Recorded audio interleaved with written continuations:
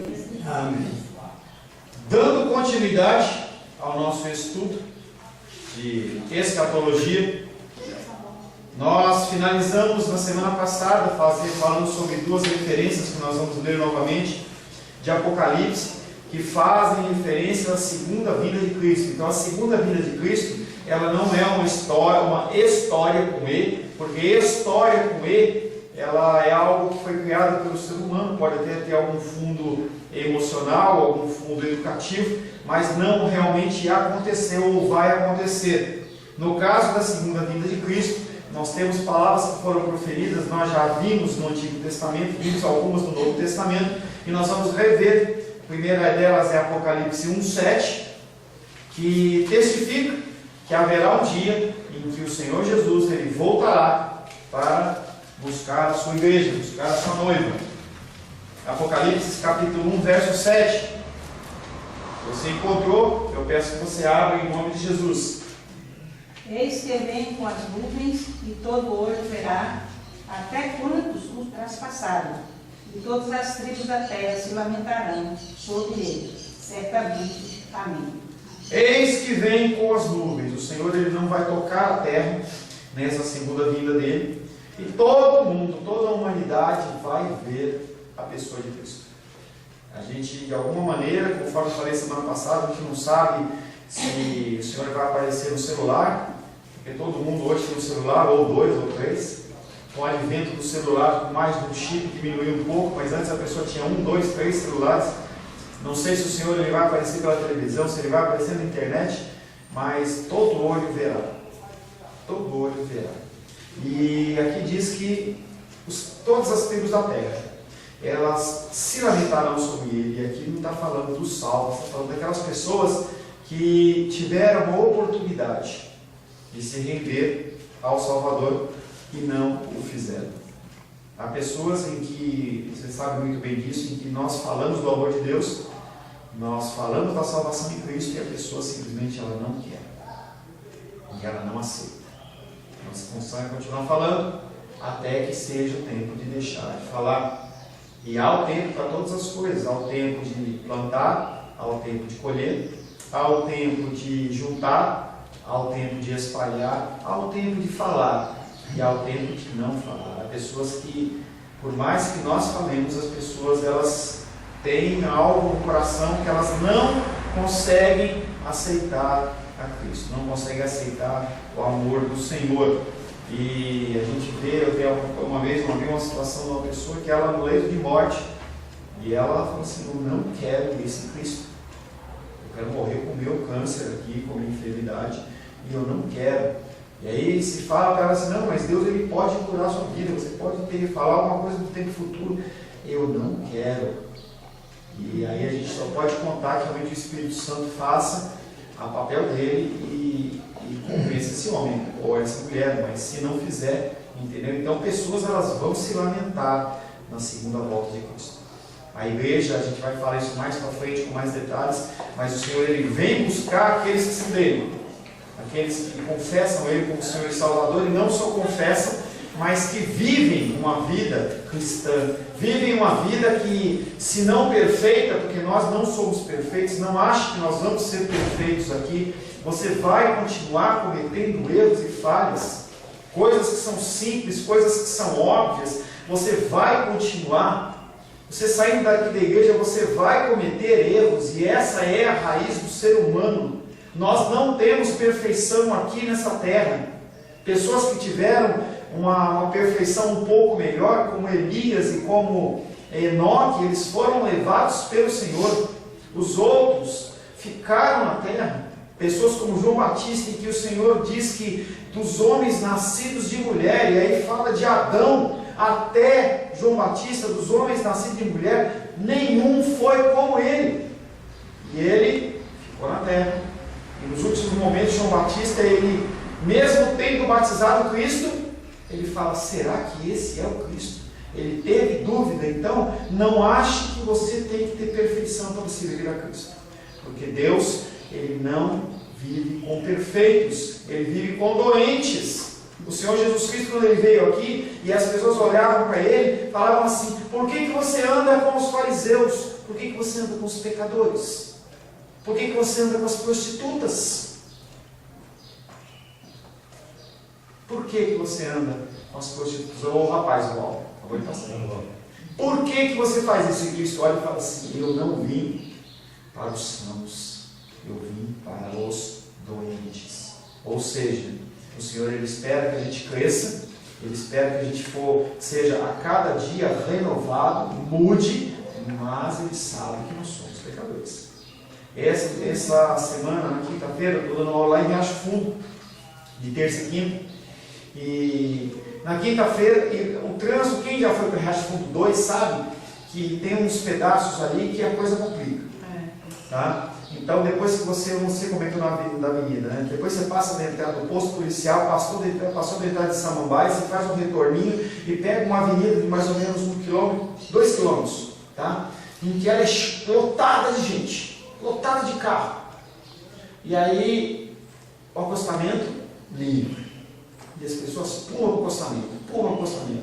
E eu, pessoalmente, já fiz isso algumas vezes.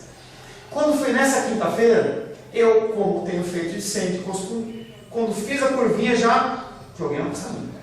Aí Deus falou assim: você sabe que você está errado? E eu fiquei assim, né? Incomodado com aquilo. Deus falou: você sabe que você está errado? Você está cometendo um pecado?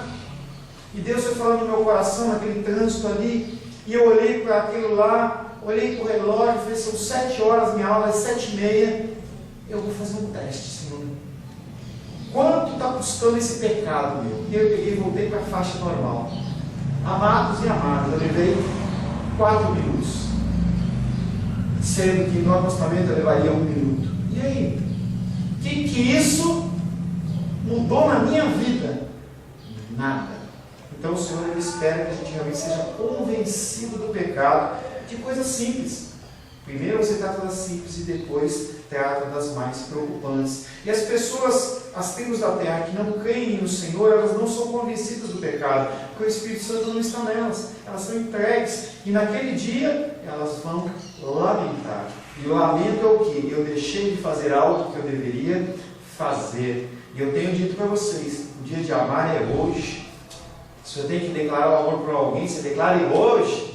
E aí eu vi o aniversário da Marizana lá, vi a foto da mamãe, vi a foto da Ione, vi a namorada dela lá, não vi a Marildo na foto. Mas o dia de declarar o amor para o que está com a gente é hoje. A paz do Senhor, querido. O dia de declarar o amor para as pessoas é hoje. É hoje o dia de dizer: irmão Sinomar, é um prazer você estar aqui conosco. Nós amamos a sua vida, entendeu? Mesmo que você esteja com fisionomia de um pouco de dor, de mal-estar, nós amamos a sua vida. E o dia de falar isso é hoje, não é amanhã, não é daqui a pouco. Não é torpedinho. Eu estou ficando com raiva disso, gente. Porque você quer falar com a pessoa, não, manda um torpedo. Não manda um torpedo, eu quero ouvir a sua voz. Glória a Deus. Eu quero ouvir, eu não quero receber mensagenzinha, não. Eu quero ouvir a tua voz. Eu não quero esse negócio de a paz do Senhor, não. Eu quero abraçar e eu quero beijar. Não estou nem aí. Não gostou? Amém. Apocalipse capítulo 19, versos de 11 a 16. Eu vou ler. Apocalipse 19, eu que vou ler, tá? Do 11 ao 16. Você vê que nós já lemos esse texto e nós continuamos aprendendo com eles. Apocalipse capítulo 19, versos de 11 a 16, diz o seguinte: vi o céu aberto, e eis um cavalo branco. O seu cavaleiro se chama Fiel e Verdadeiro, e julga e peleja com justiça. Os seus olhos são como chama de fogo, na sua cabeça há muitos diademas. Tem um nome escrito que ninguém conhece, senão ele mesmo. Ele está vestido com um manto tinto ou manchado de sangue, e o seu nome se chama o Verbo de Deus. E seguiam os exércitos que estão no céu, os exércitos que há no céu, montando cavalos brancos, com vestiduras de linho finíssimo, branco e puro. Sai da sua boca uma espada afiada, para com ela ferir as nações, e ele mesmo as regerá com o cetro de ferro. E pessoalmente pisa o lagar do vinho do furor da ira do Deus Todo-Poderoso. Tem no seu manto e na sua coxa um nome escrito: Rei dos Reis e Senhor dos Senhores. Essa visão de Apocalipse é a visão de Deus como Jesus Cristo como soberano. Essa era a visão que os judeus aguardavam que viesse o Messias. Se você chegar para o Messias, com um judeu hoje ainda, e você falar para ele que o Messias já veio, ele fala: não, o meu Messias não veio. O meu Messias é essa descrição. O meu Messias, ele é um Salvador, porque eles tinham um entendimento que, como na época de Juízes, quando o povo estava passando por uma luta de dificuldade, eles clamavam a Deus e Deus levantava um juiz, alguém forte como Sansão, alguém que era destemido como Gideão, que fazia e acontecia e libertava o povo de Israel, e aquele povo poderia viver novamente num alto grau de soberba até, entendeu? Em que eles achavam que eles eram os melhores da terra. Então o judeu, ele não reconhece o nosso Messias, porque primeiramente ele veio como ovelha, mas agora ele não é mais uma ovelha. E aí hoje ele não é mais o menininho Jesus que está no colinho de Maria. Ele não é mais aquele que é indefeso, que é pautado. A gente vê hoje, não tem problema nenhum. Eu tenho a Rosângela comprou um negocinho de tipo presépiozinho, um negócio bonitinho assim, que faz o tipo do presépio. Ele é representado ali como bebê, mas ele não é mais bebê. O nosso Jesus Cristo, ele não é mais a ovelhinha. Ele não é mais aquela ovelha que foi sacrificada no altar de sacrifício em que ele deu a vida dele por mim e por você. Agora ele é o leão da tribo de Judá. É diferente. E aí essa figura aqui é a figura dele com o corpo glorificado. Seus olhos chamam de fogo. E o fogo, ele não é um fogo do espírito do que as pessoas pensam, para você sair sapateando, não tem problema com isso. Mas o fogo é para consumir as obras que são do homem e as obras que são do Senhor. As obras que são palha e feno, elas são queimadas. Por isso que a gente aqui na nossa igreja, a gente tem que buscar fazer as coisas para a glória do nome dele. Para que quando o Senhor olhar para a minha vida, olhar para a sua vida, ele olha em si e fala assim: não, eles estão naquela igreja edificando algo como um altar de adoração para mim, Deus falando, e não uma torre, porque as pessoas podem edificar torres e altares. Abraão edificava altares de adoração ao Senhor. Onde ele andava, ele parava e levantava um altar de adoração. Mas o ser humano gosta de construir torre. Torre de Babel é um exemplo, em que as pessoas olham para aquela torre e falam assim: que coisa linda que você construiu. Temos o exemplo lá do templo de Salomão. A Bíblia nunca diz que a gente tem que reconstruir o templo de Salomão. Aquilo ali é uma torre. As pessoas olham para aquilo, não é para a glorificação do nome do Senhor. Aquilo ali é para a ostentação do ser humano. A gente não precisa aqui eu falava antes da gente começar a iniciação, a gente não precisa aqui de luxo, entendeu? A gente precisa de um local para a gente congregar. A gente não tem que se preocupar com luxo, com muitas coisas. A gente tem que se preocupar com o mínimo de conforto para a gente poder adorar o Senhor. Eu também não vou colocar uns bancos de madeira aí, e não tem problema nenhum com isso, para você ficar ruim na coluna e você não consegue sentar e está de mal-estar, gente. Para que eu vou trazer um jugo sobre a sua vida que Deus não colocou? A gente tem condição, fomos abençoados com algumas cadeiras, trocamos as outras cadeiras nossas, e o Senhor nos der condição, a gente tem que ser feliz no que o Senhor nos dá também. Só um minutinho. A gente tem que viver com felicidade. Esse contexto que as pessoas vivem, de que você tem que vender tudo e você não pode ter nada, você tem que andar só de ônibus e não tem problema nenhum andar de ônibus, a Rosário anda, não tem problema. É uma bênção na vida dela.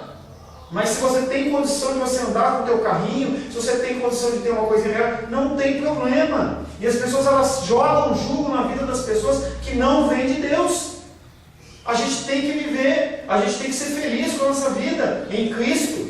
E o Senhor, se está te abençoando, viva em Cristo. Abençoe as outras vidas, com certeza. Porque tudo que você recebe não é simplesmente para você gastar absolutamente.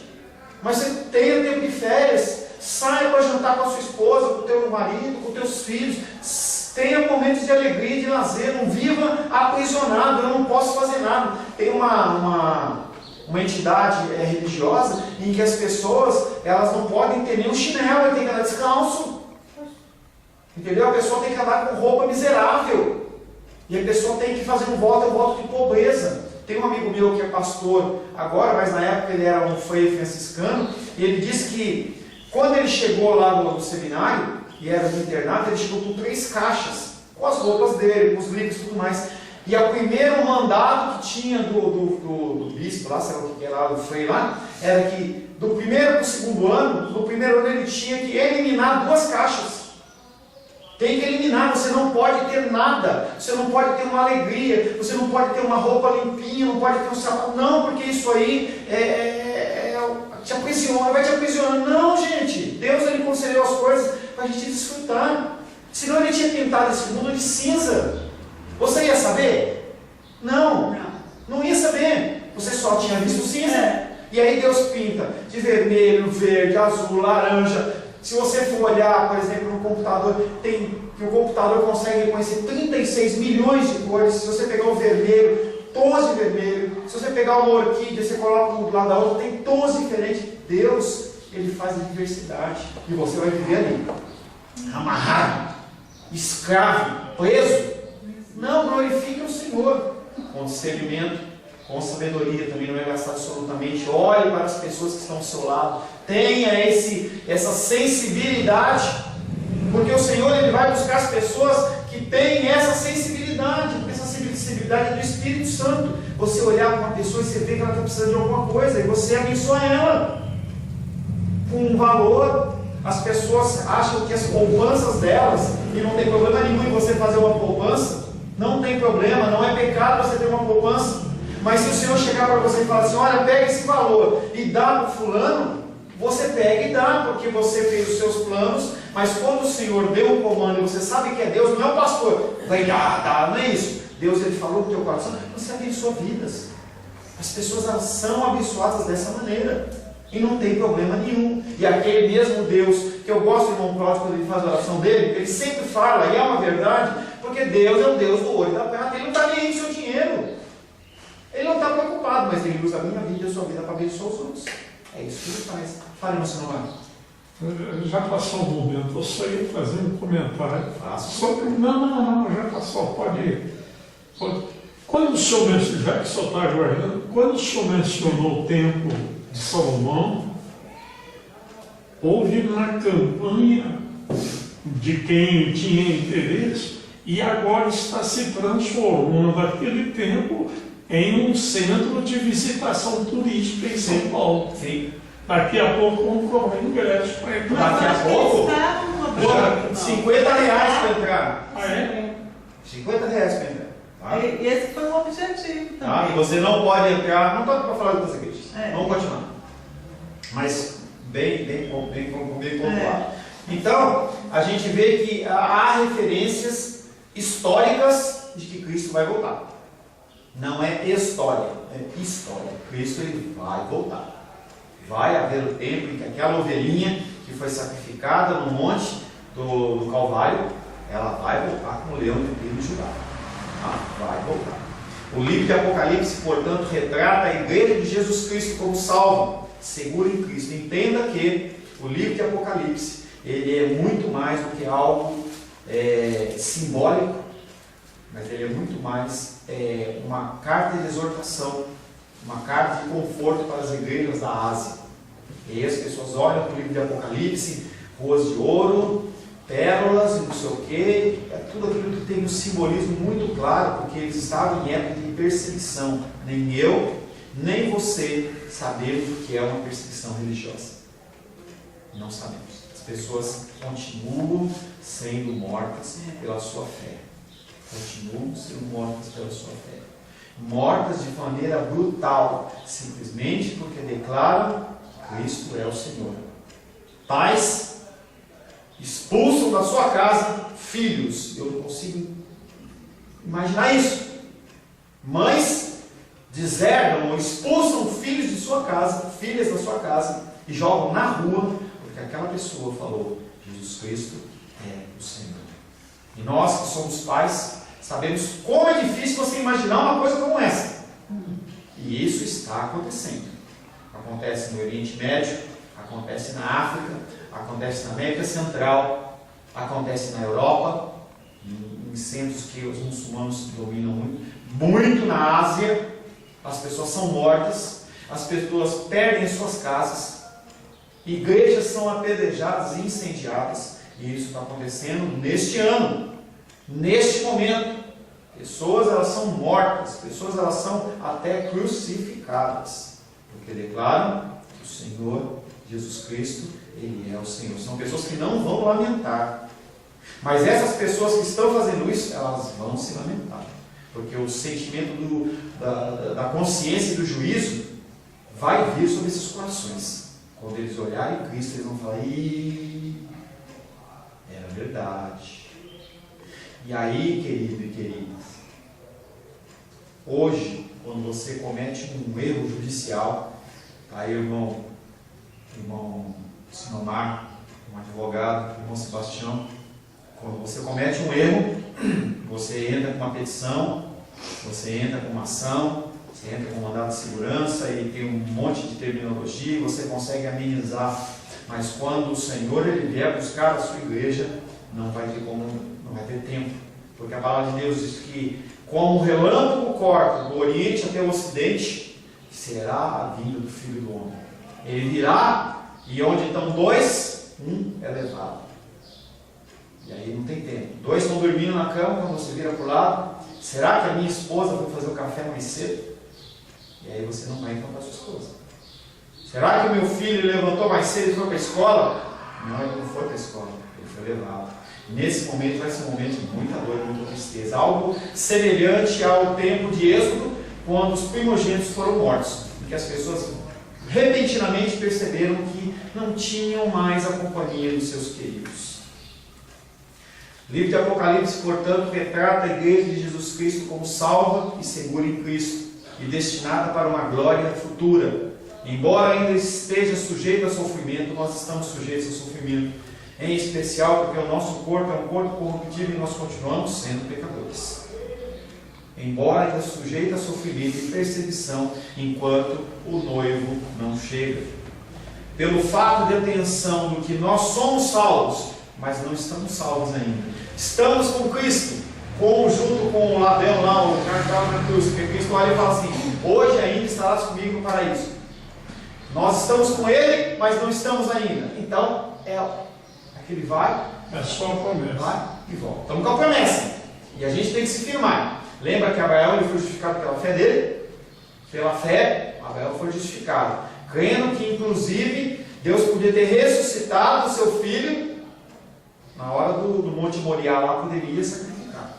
Isso chama-se fé. Pelo fato de atenção entre o já e o ainda não ser um aspecto tão importante da escatologia neotestamentária. O que é neo? É de novo. Então nós temos o cristão que é veterotestamentário, quer dizer que é do Antigo Testamento, e tem o neotestamentário que é o do Novo Testamento. Nós vamos continuar a explorar mais algumas implicações. O que é que isso faz? O que é que isso reflete? O que é que isso implica na minha vida, na sua vida hoje? Porque é legal a gente olhar para o que fez no passado, olhar o que tem no futuro, mas e hoje? Qual que é a aplicação prática disso para mim hoje? Essa tensão do já e ainda não caracteriza o que geralmente denominamos os sinais dos tempos. Por sinais dos tempos nós entendemos eventos que têm de acontecer antes que Cristo retorne, incluindo coisas como pregação missionária da igreja. Isso é uma implicação da volta de Cristo. Ele só vai voltar, claro, no tempo de Deus, e só o Senhor Deus conhece esse tempo, mas Ele aguarda e Ele espera e Ele comanda que eu e você falemos do amor de Deus. Pastor, mas eu não fiz teologia. Pedro também não fez teologia. Entendeu? Mas eu não conheço muito da Bíblia. Se você conhecer um versículo e você viver esse versículo e você propagar somente esse versículo, pessoas vão ser confrontadas com a palavra e poderão ser salvas. Então as oportunidades elas são abertas dia após dia para mim e para você. Elas são abertas as oportunidades. Fale do amor de Deus, demonstre o amor de Deus. O juízo, deixa com Deus, não julga não. Guarda o seu julgamento.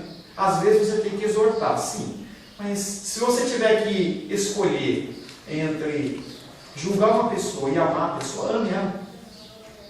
Porque se você não sabe, o amor, ele constrange muito mais do que o tapa na cara. Quando você demonstra amor pela pessoa, a pessoa ela se constrange. O coraçãozinho dela, ela vira que nem aquelas ameixas passas, sabe? Parece que ela se constrange.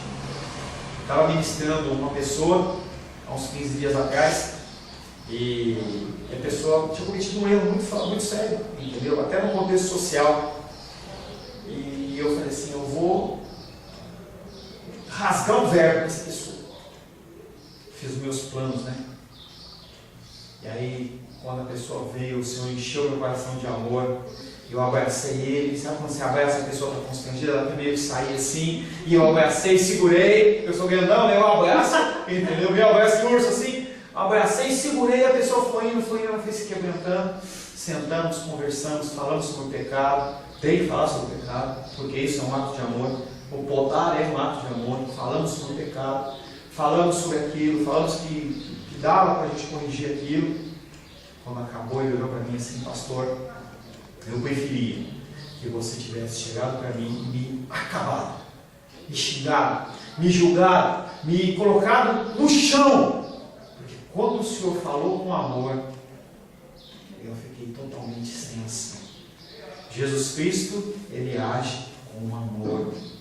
Ele olha para a prostituta, tinha todo o direito de tacar pedra, porque estava na lei, entendeu? Mas ele demonstra amor por aquela vida. Nós estamos em época de Natal e o nosso amor acaba florescendo mais. Isso aí não é por causa do Papai Noel, da Coca-Cola, não é por causa dos presentes, não é, gente. Isso aí é um sentimento que invade o mundo por uma... A gente não sabe qual que é a data que realmente Cristo nasceu. Tem estudiosos que dizem que pela análise da natureza, de como eram os sinais daquela época, Cristo ele nasceu por volta de outubro. Não importa. Entendeu? Não importa a gente comemorar o aniversário do Salvador. E quando a gente começa a entrar nessa época, parece que o Senhor, ele, na sua graça, sua misericórdia, ele pega um vidrão assim de amor e de bálsamo, ele derrama, e a gente se sente mais tocado, mais aberto à manifestação do amor. Então esse é o momento de você falar do amor de Deus. Porque os corações eles estão mais sensíveis, como também o velório. As pessoas estão sensíveis. E você falando aquilo entra com mais tranquilidade. Parece que, é como um lutador de boxe, né, que trabalha com a guarda, assim, parece que a pessoa baixa a guarda. Ela está suscetível. Então nós temos que pregar a palavra de Deus. Não é você ter versículos de cor. Se você tiver, amém. Não é você ter textos, entendeu? Pregações na sua cabeça. Não é necessário. Se tiver, amém. Mas se não, testifique com amor. A pessoa está vendo que a pessoa está com frio, dá um casaco para a pessoa, dá um brinquedo para uma criança, dá um prato de comida. Fala do amor de Deus, fala assim, olha, Deus te abençoe. Ouça as pessoas, ligue para as pessoas e fale assim, eu estou pensando em você está precisando de alguma coisa. Mas tem que estar preparado, porque a pessoa pode falar. Estou precisando, entendeu? Eu estou precisando de ouvir, eu estou precisando que alguém me ouça. E às vezes você pode ser só um ouvido. E a pessoa ela tranquilizada. Isso é fazer a obra missionária da igreja para que Cristo possa voltar. Conversão de Israel. Há necessidade de Israel se converter. Por isso que Cristo falou, ore por Jerusalém. Não foi Cristo que falou, mas estava ali. Ore pela paz de Jerusalém. Vai ter paz? Não vai, queridos. Não vai ter paz. Essa briga entre muçulmanos e israelitas, ela vem da época de Abraão. Tem rusga, tem toda uma motivação e propósito do Senhor nesse contexto aí. Não vai ter paz. Quando que vai ter paz? Nós vamos falar mais para frente. Mas quando o anticristo voltar, que é o representante de Satanás oficial na terra, ele vai entrar no mundo trazendo uma pseudo-paz. Entendeu? A Bíblia diz isso, nós vamos falar isso aí. Então vai ser reconstruído o templo. Aquele templo, não o templo de Salomão aqui no Macedo, mas lá em Jerusalém vai ser reconstruído o templo. Já existem as vestes de ouro montadas como no Antigo Testamento do ponto, com as pedras diamante, rubi engastadas, já tem tudo pronto. Eles estão apenas aguardando a vinda do Messias para restaurar o templo. Só que quem vai restaurar o templo não é o Messias, é o Anticristo. E a palavra de Deus em Daniel diz que se sentará no trono do Senhor, em relação à arca lá, vai se sentar ao trono do Senhor aquele que é o desolador. aquele que não é o consolador, aquele que é o maligno. E as pessoas vão achar que ele é o Messias, porque ele vai trazer paz entre muçulmanos e israelitas. E não é um tempo de paz verdadeira, é uma paz fora de Cristo. Vai acontecer, mas nós temos que orar pela paz de Israel, porque Deus está mandando. Nós somos mais do que qualquer coisa, nós temos que ser obedientes. A obediência tem que fazer parte da nossa vida. Conversão, a grande apostasia, isso nós temos visto nos dias de hoje. O ser humano, ele está frio. Meu coração, da mesma maneira que eu falei que no Natal a gente tem uma dose maior de amor, o ser humano, ele está frio. Tá? Você vê o WhatsApp, essas mensagens, eu não tenho nenhum problema com isso, tá?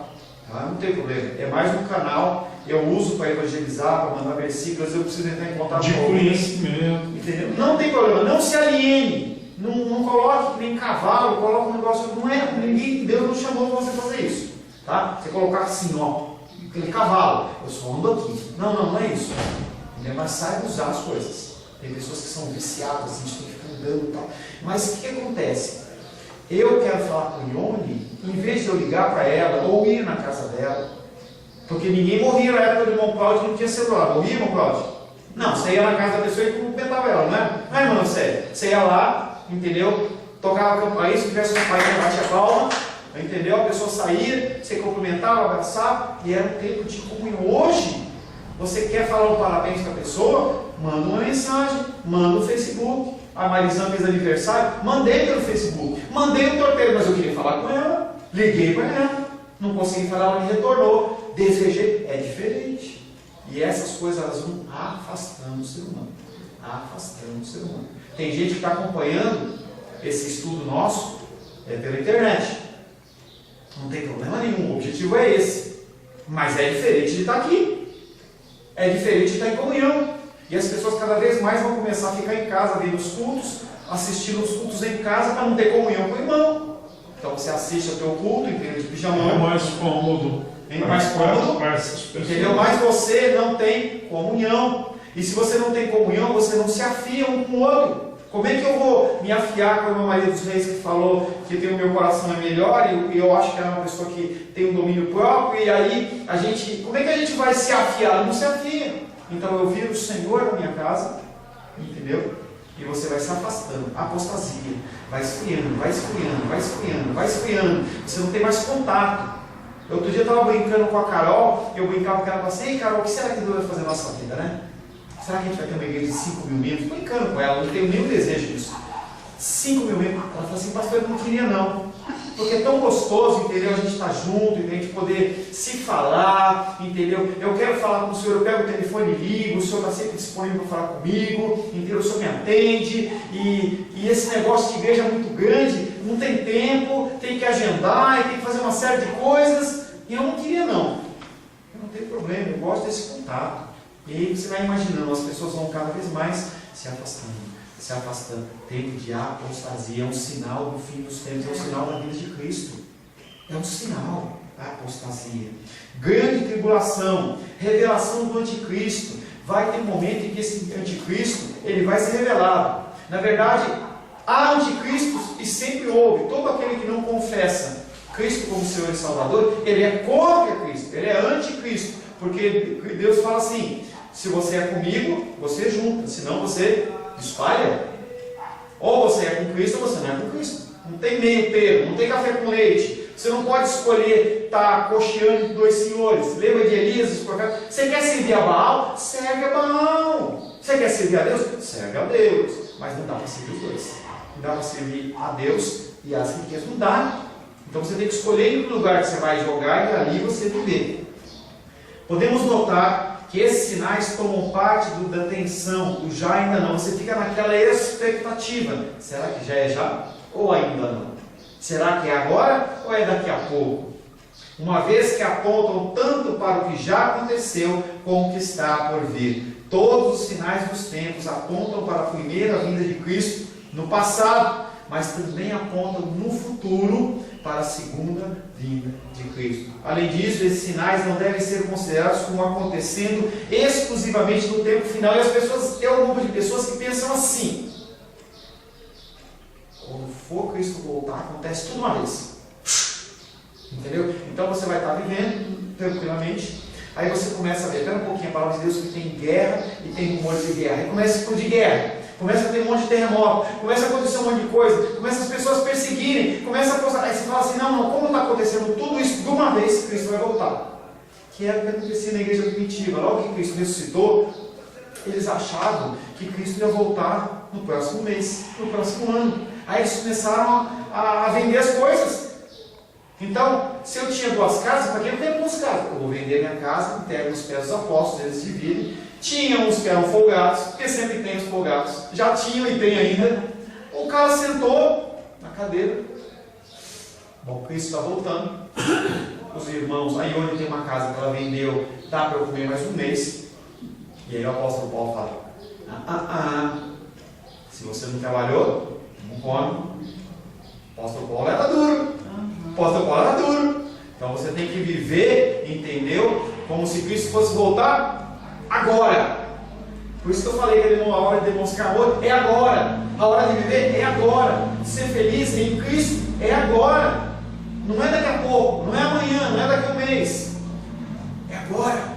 Porque a gente não sabe o que vai acontecer. É a hora de você fazer o bem, é agora. O irmão, na semana passada, lá no domingo, ele passou aqui. O irmão Walter. O irmão Walter passou aqui. A hora que a Luísa estava cantando, acho que era Tu és soberano, que o irmão Cláudio puxou. Ele é agora. Ele é agora.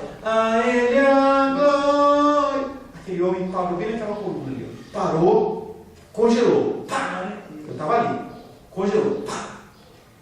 Aí ele ficou ouvindo. Abaixou a cabeça. Ele podia tomar 2 atitudes. Ou não fazer nada, ou ir lá e cumprimentar ele. Eu bati no ombro dele, sem macular aquele momento dele com Deus, porque a gente tem que pensar nisso também. Deus está trabalhando. Eu fui lá, bati no ombro dele e falei, meu irmão, Deus abençoe sua vida. Se você quiser sentar, fique à vontade. Então eu dei a oportunidade para ele. E fiquei aqui, eu fiquei lá em cima dele. Deixa ele, não é que nem vendedor de loja. Sabe como é vendedor de loja? Você chega na loja, posso ajudar? Posso ajudar? Posso ajudar? Posso fazer algo para você? Você quer que eu pegue um número maior, um número menor, vermelho, preto? E você fica naquele constrangimento porque você quer ser atendido. A irmã Luciene trabalhou um tempo lá com a loja. Você quer ser atendido, quer saber que uma pessoa está ali à disposição para te ajudar, mas não pode ser desse jeito. É por isso que a nossa palavra tem que ser temperada. Mesmo na nova missionária de Cristo, não pode ficar ali, martelando, a menos que Deus comande. Mas não é o normal. Então esse homem foi lá. Daqui a pouquinho ele bateu no meu ombro. Eu posso sentar um pouquinho nesse canto aqui? Entrou e sentou.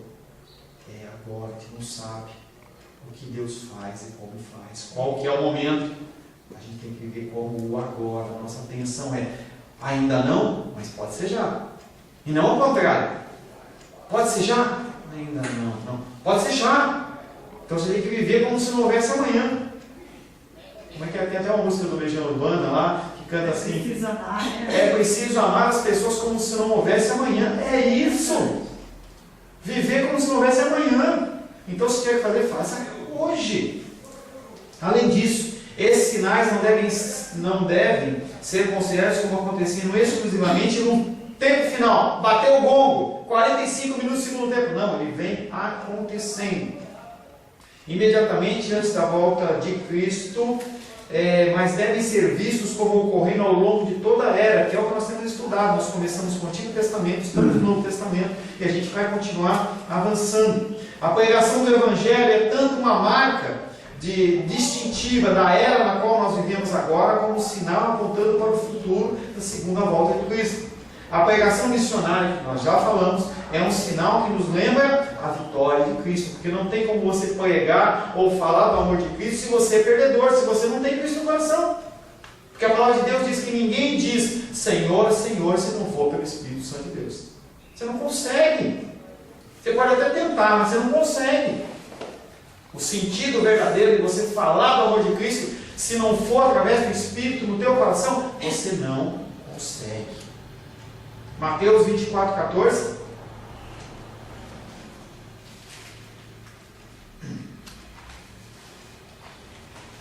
Mateus 24, 14.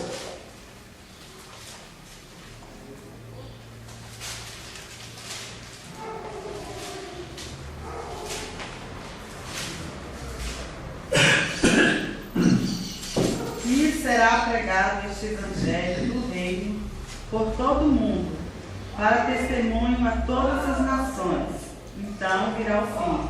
E aí as pessoas elas acham que você tem que pregar e a pessoa tem que se converter. Gente, não é todo mundo que vai se converter, eu já falei isso. Nós temos uma missão de pregar o evangelho do reino por todo mundo, para testemunho a todas as nações, testemunhos de salvação, ou então de salvação ou de perdição ou condenação. Há pessoas que vão para o inferno e você não pode fazer nada por causa disso. Mas nós temos que pregar o evangelho do reino a todo mundo, seja para a glória, seja para a perdição, porque no dia do juízo vai acontecer, a pessoa vai ser confrontada por Deus e a pessoa vai falar assim: eu nunca ouvi o evangelho. E aí Deus fala assim: não, você já ouviu o evangelho, você ouviu porque o pastor Paulo falou assim assado um dia, você acessou a internet, você ouviu a palavra e você teve a oportunidade, você não aceitou. E é a minha pregação, a minha palavra, a sua palavra não é para salvação, é para condenação. Não vou ficar quieto, não faça isso. Parábola dos talentos, o Senhor fala: dei talento de 1 talento para um, 2 talentos para outro e 5 talentos para outro. E aí ele tinha 5 talentos, ele ganhou mais 5. Você viu que ele não ganhou 10, ele não ganhou 20. O Senhor não espera que você pregue para multidões, mas que você faça o natural excelente. E o de 2 também fez a mesma coisa. E o de 1 talento, ele falou assim: Senhor, eu sei que Tu és um Senhor perigoso. O Senhor colhe de onde o Senhor não plantou. Então o que eu fiz? Eu enterrei 1 talento. Gente, você tem noção do que é 1 talento? Quanto que é 1 talento em peso? Alguém arrisca? Quantos quilos? Já dei uma dica. 32 quilos. Tá? 32 quilos. E é de quê? De madeira? Não, talento é de ouro. Tá? E eu fiz uma continha com uma dessas classes que eu dei aula aí, e nós chegamos na seguinte conta: que aquele homem foi entregue na mão dele 1 talento, 32 quilos de ouro. Ele recebeu mais ou menos em torno de 3 milhões e meio de reais, dinheiro de hoje, 3 milhões e meio de reais. E esse homem simplesmente enterrou esse dinheiro. E se ele tivesse colocado no banco a uma taxa de juros aí de 1%, 2%, tinha banco? Tinha, oxe, tinha banco, não tinha banco dentro dos moldes que a gente tem, entendeu? Mas que ainda mais sendo judeu, né? Deveria ser judeu. Os pobres, tinha as pessoas que guardavam, entendeu? Eu não sei qual que, eu pessoalmente não sei, nunca fui pesquisar como que era o procedimento. Mas uma das coisas que me intrigaram era essa passagem. Mas eu fico imaginando o seguinte, que uma pessoa ela tinha uma quantidade de dinheiro e ele ia trabalhar e ele não queria deixar em casa. Talvez tivesse pessoas que fizessem esse serviço, eu não sei como que era. Mas se o Jesus Cristo ele diz ali, você deveria ter colocado o dinheiro no banco, é porque tinha alguém que guardava. No faroeste tinha, lembra do Ritintim, aquele negócio lá? Tinha os bancos, lembra? Tem as carruagens e tal, então tinha banco, sempre teve a pessoa que administrou o dinheiro. Mas o que eu quero dizer para você? Aquele homem enterrou 3 milhões e meio, 4 milhões de reais. A dinheiro de hoje, os juros disso no banco, com uma taxa baixa, o cara deixou de ganhar algumas centenas de milhares de reais. E aí Deus fala assim: você fez isso. E acontece a mesma coisa com os dons que Deus dá para mim e dá para você. Não é simplesmente financeiro. Se Deus ele colocou na sua vida mansidão, ou se colocou na sua vida uma habilidade na área de advocacia, porque quem colocou isso foi Deus. Ele colocou essa habilidade, esse desejo, esse empenho, porque você poderia ser veterinário, você poderia ser lixeiro, você poderia ser qualquer coisa. E por que você é advogado? Porque Deus ele te deu um dom. Então, você usa isso para ter o sustento, mas também usa para abençoar vidas. Entendeu? Eu lembro quando eu estava com uma dificuldade jurídica, entendeu? Aí quando eu vim para Brasília, a Marildinha ela me ajudou. Ela tinha uma série de recursos ali e ela me ajudou extremamente. Ela fez a obra do Senhor com os dons que foi dado. Não é só dinheiro, gente. É com as habilidades que você tem. Ah, mas a minha habilidade é de costura, a minha habilidade é de alimentação, a minha habilidade é, sei lá, eu gosto de ajudar as pessoas. Deus colocou habilidades na sua vida e você tem que usar essas habilidades. Não seja encontrado com uma pessoa que tem um talento e que ele enterrou. Ai, pastor, mas eu não posso falar do amor de Deus, eu não posso fazer isso porque eu não tenho teologia, eu não tenho curso, não tenho preparação. Deus não espera que você atinja uma quantidade de pessoas como um líder que prega na televisão. Ele não espera que você talvez tenha a eloquência que o Senhor tem me abençoado, entendeu? Ou domínio da palavra, mas Ele sabe que o talento que Ele deu para você, você tem que granjear outro talento. Se Ele deu 10 para mim e eu tenho a obrigação de granjear outros 10 talentos. E tem uma historinha para finalizar que é assim, é uma história, entendeu? Em que uma pessoa, ela estava caminhando com um anjo e ele estava ali, o anjo estava falando uma série de coisas e o anjo olhou para ele e falou assim: quem você acha que cumpriu melhor o papel do Senhor? Aí mostrou um mendigo, entendeu? Catador de lado, e mostrou uma pessoa pregando numa grande igreja. Aí ele não pensou duas vezes, assim, Paulo, anjo, é lógico que foi o pregador, olha quantas vidas estão ganhando o Senhor. Ele falou: você está enganado. Quem usou melhor os dons que foram dados para ele foi o catador de lado. Mas quantas essa pessoa ganhou? E quantos usou? Milhões. Mas como é que é isso? Deixa eu te contar a história. Esse pregador famoso, ele nasceu num lar muito bem estruturado. Ele sabe como é um lar estruturado. O pai está bem com a mãe, entendeu? O papai trabalha, entendeu? A mamãe pode até trabalhar, mas cuida do filho, entendeu? Aí a criança, ela é educada, ela cresce sem nenhum tipo de infortúnio, estuda numa escola boa, depois do tempo ela passa uma faculdade, começa a namorar, casa, constitui família, tem filhos. Isso é um padrão normal, mas não é o padrão de todo mundo. Tem coisas que acontecem na nossa vida que sacodem a vida. E esse homem, ele não teve nada disso. Ele passou por uma vida normal. Quando ele teve 18 anos, ele foi mandado para o exterior para estudar numa faculdade de teologia. Quando ele voltou, o papai dele já era pastor, ele assumiu uma igreja. E ele falou assim: aquele homem, ele recebeu uma porção de amor de Deus muito maior. E esse aqui? Esse aqui, ele nasceu num lar desestruturado, arrebentado, ele foi violentado pelo pai, fugiu porque senão ia ser morto, usou drogas, apanhou na rua, começou a catar latinha para sobreviver, e aí ele descobriu o Evangelho. E aí uma parte da renda dele, ele começou a separar para comprar folhetos evangelísticos para entregar para as pessoas, e uma pessoa se converteu. Quem que teve mais? Esse aqui teve não tem essa medida, mas esse aqui teve uma porção de amor, e ele conseguiu uma porção de amor. Esse aqui teve muito mais e não fez o que deveria ser feito. Então a gente tem que tomar muito cuidado com a nossa medida e com a nossa medição. Amém, queridos? Amém. Amém.